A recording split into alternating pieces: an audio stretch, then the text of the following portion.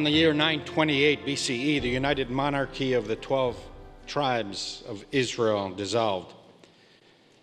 After a century of union, painstakingly sewn together by the charismatic and legendary King David, and dramatically expanded by his brilliant son, Solomon, who built the first temple in Jerusalem, the monarchy disbanded after Solomon's death over irreconcilable economic, political, and religious differences. 10 of the 12 tribes formed a union under a new king in the north of Israel. The southern kingdom, comprised of the tribes of Judah and Benjamin, continued under the line of David. Although oftentimes rivals, the peoples of the two kingdoms had a single national consciousness.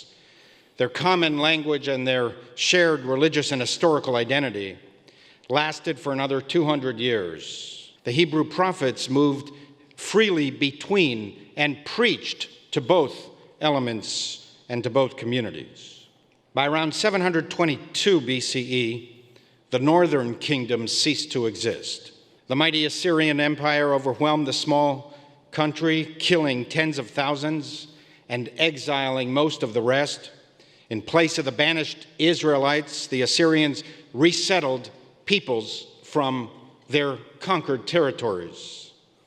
Thus, some 2,700 years ago, the northern kingdom of Israel vanished from the pages of history and from the annals of Jewish civilization. What remained of the people known as the Hebrews were the tiny southern tribes of Judah and Benjamin. There was nothing unusual in the disappearance of the northern kingdom. What happened to it happened to every other nation of antiquity conquered by more powerful foes. They were absorbed into the empire, assimilated, and eventually disappeared. This was the law of the ancient world. The only exception in the entire history of Western civilization is the Jews. Somehow, the weak southern kingdom of Judah survived successive conquests by the ancient world's most powerful empires for another 800 years, until it too succumbed in the year 70 CE to the most powerful empire of them all, the Roman Empire. All of today's Jews are descendants of the southern kingdom of Judah, Yehudah. Thus, we are called Yehudim, Judahites. The progenies of the tribe of Judah figured out how to keep their national identity alive even after defeat and exile. We accomplished what no other nation did. By all historical accounts, there should be no Jews in the world. The Judahites of the south should have gone the way of the Israelites of the north, disappearing into the mist of lost civilizations. The faded remnants displayed only in musty museums and dusty digs. The Jewish people is like one big global heritage site. We are the only national living link to the ancient world, a link to be cherished, safeguarded, and preserved by a world so intent on saving indigenous peoples. The disappearance of the northern tribes gave rise to many mysteries and many legends. The fascination grew with each passing century. Many claimed, falsely, that they were the descendants of the northern kingdom. For 2 millennia, there were Jews who dreamt of finding these tribes and reuniting them with the remnants of the tribe of Judah. Jewish tradition referred to them as the 10 tribes, or, more recently, the 10 lost tribes. Our sages debated whether they were gone forever or simply lost to us but still carrying on the ancient traditions somewhere in the world. Some, like Rabbi Akiva, thought that the tribes would never return. It wasn't as if they decided one day to all go out on a picnic and they forgot their GPS and couldn't find the way back home. They were destroyed, Akiva thought, not lost. They were extinct, as all the other nations of antiquity, conquered by invading empires. Rabbi Eliezer, on the other hand, relying on the ancient prophecies of restoration, disagreed, insisting that the northern tribes were exiled, not destroyed, and one day they would reappear. There's a fascinating midrash that tries to bridge the differences between these two approaches. The midrash teaches there were 3 exiles of the 10 tribes. One group was exiled to the Sambation River. The second group was exiled beyond the Sambation River. And the third group was exiled to Rivlata. Those exiled to Rivlata, identified by the sages as Antioch in northern Syria, were swallowed up. The Midrash spells out 3 levels of being lost to Judaism. The first is exile to the banks of the Sambation River. The Sambation, which was probably a real river when first identified in rabbinic tradition, perhaps the river Gozan mentioned in the book of Kings in the Bible. That river became known in Jewish lore as a mythical river specifically associated with the 10 lost tribes. According to legend, the Sambation is a raging torrent full of boulders and stones, thundering with deafening noises day and night that can be heard even a day's journey away. 6 days a week, it is entirely impassable. Anyone who tried to cross would be swept away instantly. But on the 7th day, Shabbat, the Sambation rested. It would become as gentle and tranquil as a placid stream until Shabbat ended, at which point it would become yet again an unpassable torrent. The first group of the 10 lost tribes was exiled to the banks of this river, the Sambation River. 6 days a week crossing was impossible. It would have been easy to cross on Shabbat, but according to Jewish law, it is impermissible to cross a river on Shabbat. This group of exiles did not disappear. They were not utterly swallowed up. They continued to observe Jewish custom and tradition, especially Shabbat. In fact, it was Shabbat that prevented them from reuniting with the Jewish people. The implication of the Midrash is that one day this group will be found. They're still observing, as foreseen by the prophecies of Isaiah, Jeremiah, Ezekiel, and other Hebrew prophets. The second group of the 10 lost tribes was exiled beyond the Sambation River. They were not on its banks. They were much further away. They were far more distanced from Jewish observance and hence far less likely to reunite with the Jewish people. Still, they didn't entirely disconnect from Judaism. They could still hear the Sambation River raging within a distance of a full day's walk. This group of exiles was almost gone. They had no connection with Judaism, except that they could hear the river. They were still within hearing distance of Judaism. Though much harder to find, this group, too, has not completely vanished. The third group was swallowed up. They were exiled to a place that was completely separated from Jewish observance at all, and they were so distanced from anything Jewish that they couldn't even hear the river of Judaism. They were utterly absorbed into their surroundings. They disappeared entirely from Jewish history. They will never be found because they're not lost. They're extinct, gone forever. What a profound midrash. There are 3 stages of Jewish exile. Assimilation doesn't happen all at once.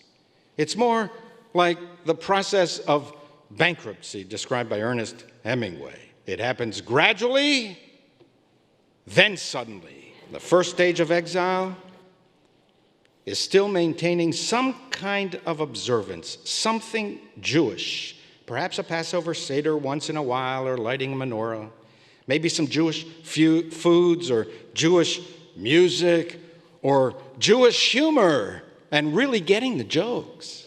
These people might still come back. They're not yet gone forever. They may be lost, but they can still be found.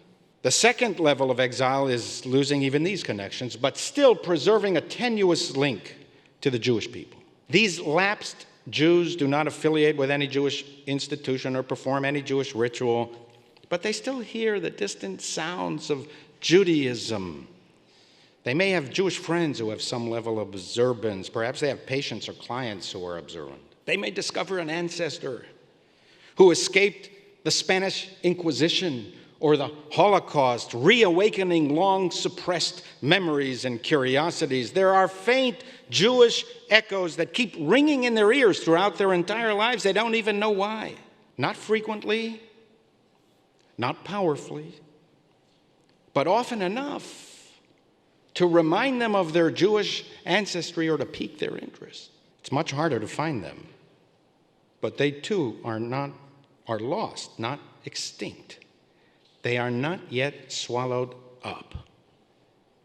Whenever I meet a person who never knew their parents were Jewish, I meet quite a few of them. They may have survived the Holocaust or suppressed their Jewish identity for other reasons. And when I meet even practicing Catholics who tell me that they always felt Jewish, they couldn't really understand why, they couldn't explain it. And when they discovered that one of their ancestors was Jewish, an escapee from the Spanish Inquisition all those centuries ago, my response to them is always the same. Welcome home. If you want, come learn about yourself and rejoin the descendants of the tribe of Judah. The third level of assimilation is permanent. It's a kind of exile that is so removed from anything Jewish for so long, for so many generations, that separation from Judaism is permanent. The common denominator of all three groups is their separation from the Jewish people. For some, like the 10 tribes, their exile is coerced. Judaism was squeezed out of the Jews of the Soviet Union by the coercive power of the Soviet state. Many eventually assimilated and vanished. They are lost forever to the Jewish people. For others, exile is self-imposed. They make a conscious decision that Judaism is simply not important to them, or more frequently, they just drift away from our people, decade after decade, until 3 generations later, there is no return.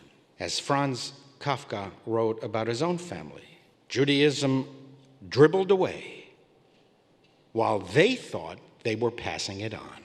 I worry about American Jews. I always have.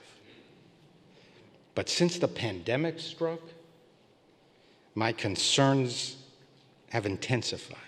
We are entering the 3rd year of enforced separation.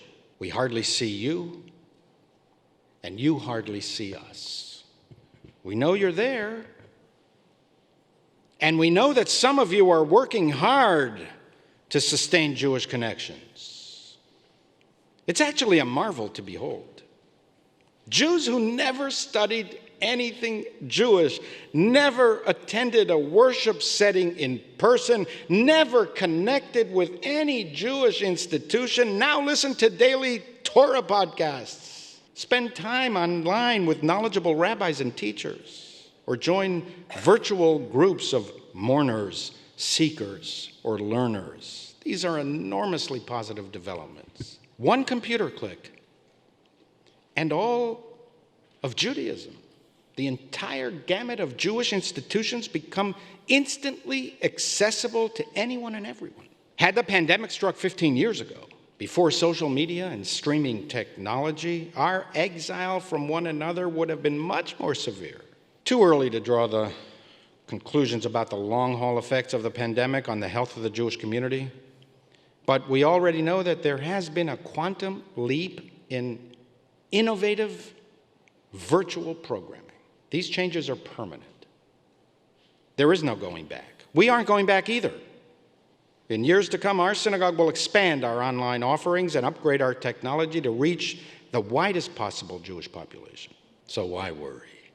First, that's what rabbis do. We worry. You pay us to worry. I worry about you all the time. I feel such enormous responsibility for you. You called me to service here. It consumes me. I feel such deep affection, not only for so many of you individually, but for our community. There is reason to be concerned. Like many crises, the pandemic has not only created new challenges and not only exposed pre-existing challenges, it has accelerated long-term trends already in place. An unsustainable number of American Jews were already choosing voluntary separation even before the pandemic. COVID-19 merely hastened their exile. I worry that the very accessibility of Judaism diminishes the proximity of Judaism. I worry that we will be unable to sustain a strong, vital, and lively Jewish community. Community is what kept Judaism alive through the millennia. After all, if you can get anything you want online, at any time, and it's all free of charge, many Jews, I fear, will ask themselves why they need the real community at all. So much of our lives nowadays are lived online anyway. So much of what we purchase and consume, friendships are online, even work is online. So why not Judaism? Now, I know that so many of you, those of you who are watching us now, I know that many of you are desperate to come back here. I know that. I've spoken with you.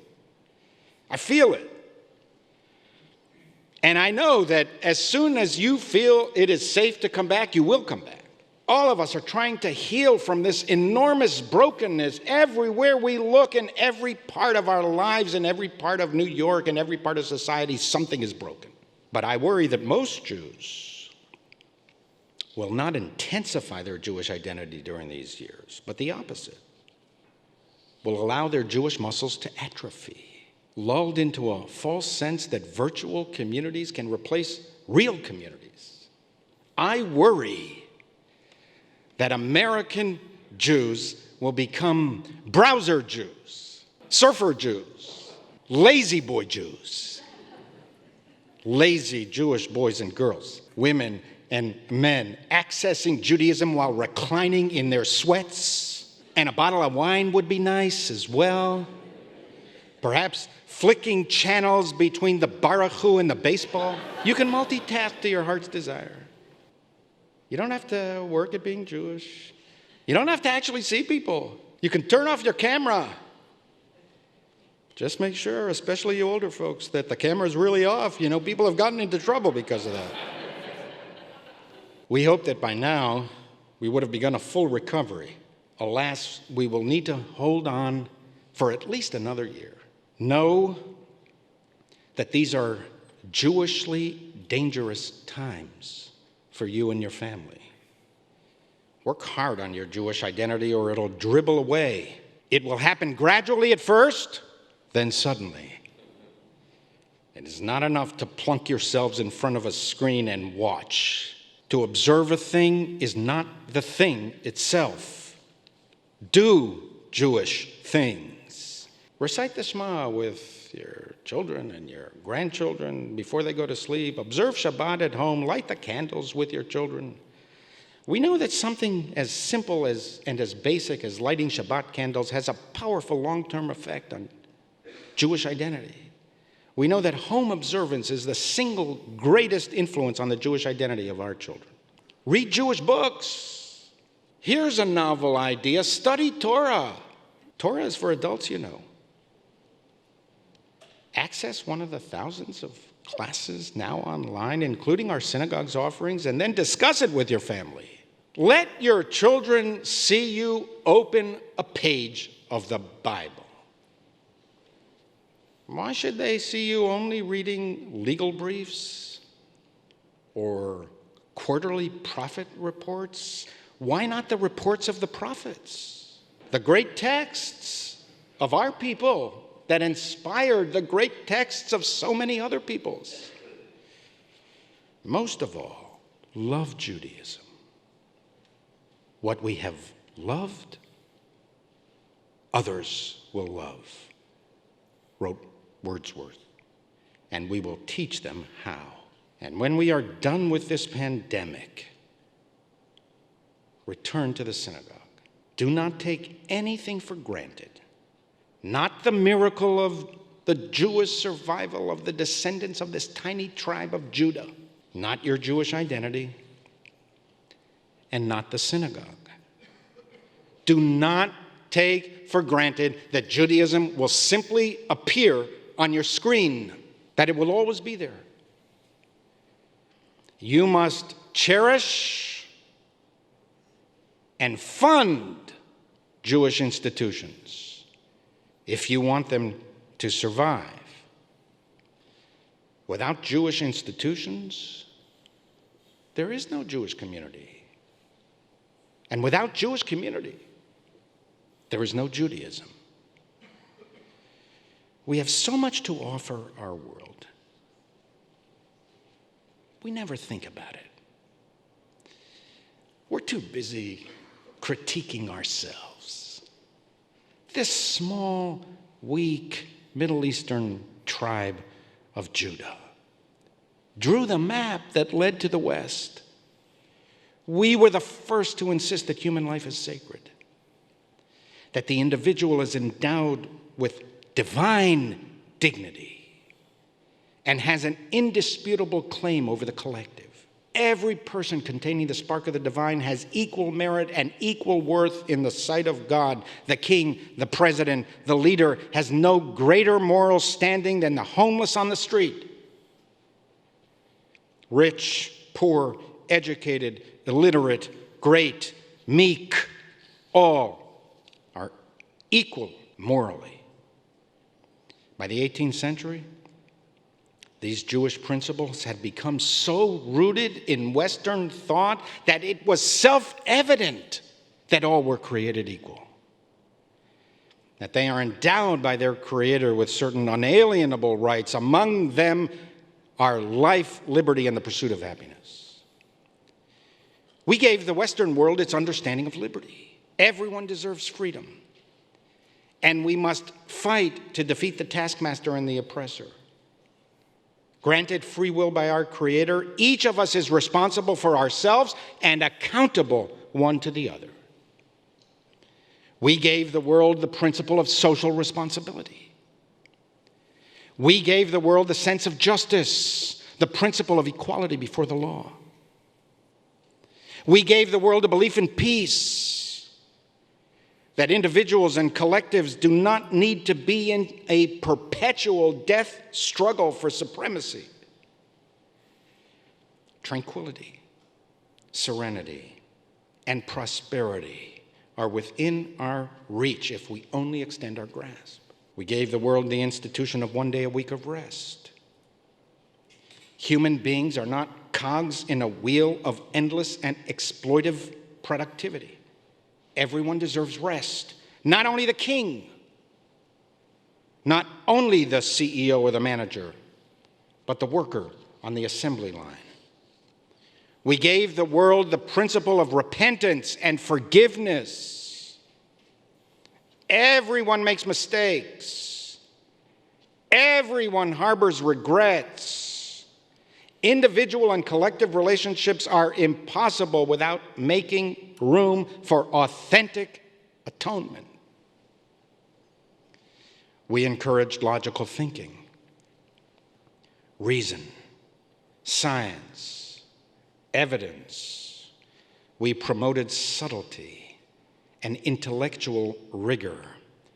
We endorsed the value of education for all. Jewish tradition is the repository of the deepest wisdom and the most profound search for meaning, to plumb the mysteries of existence and discover purpose in life.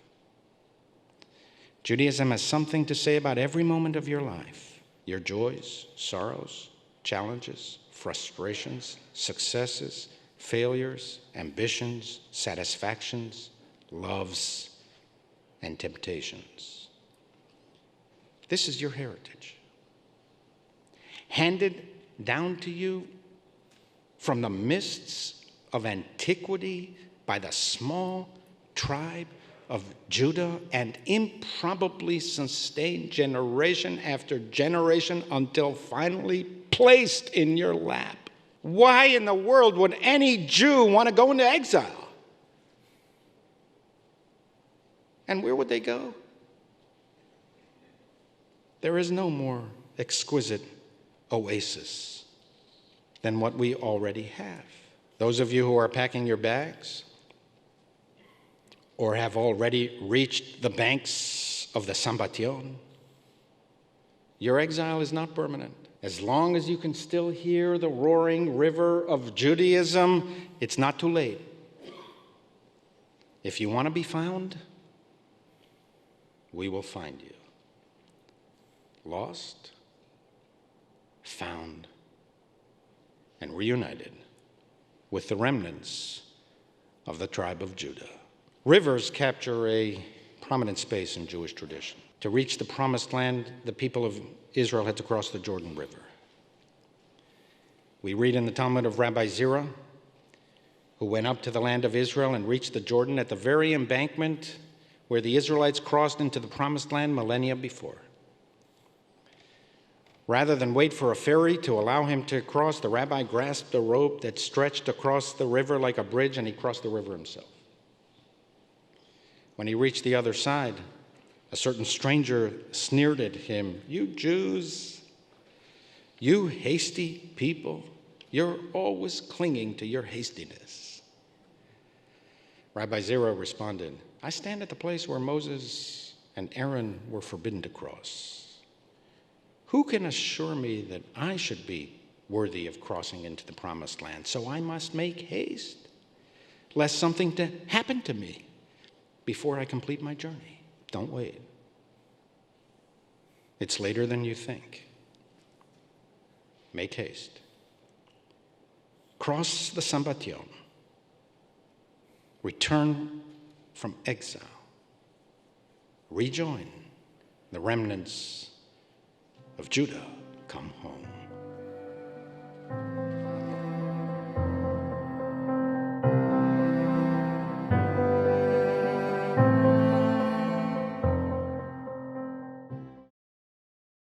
We would be pleased to send a complimentary DVD of this program to anyone who wishes to support JBS with a tax-deductible gift of $36, double chai, or more. Simply visit the JBS website at jbstv.org and click on the Donate button to make a donation by PayPal or your credit card. And please indicate the program for which you would like a DVD. Or you can send your tax-deductible check to JBS, Post Office Box 360, Stamford, Connecticut 06904. Or you can call the JBS Pledge Line at 833-MY-JBS-TV. That's 833-695-2788. And again, please remember to indicate which program you would like to receive with our compliments. We thank you for your kind support.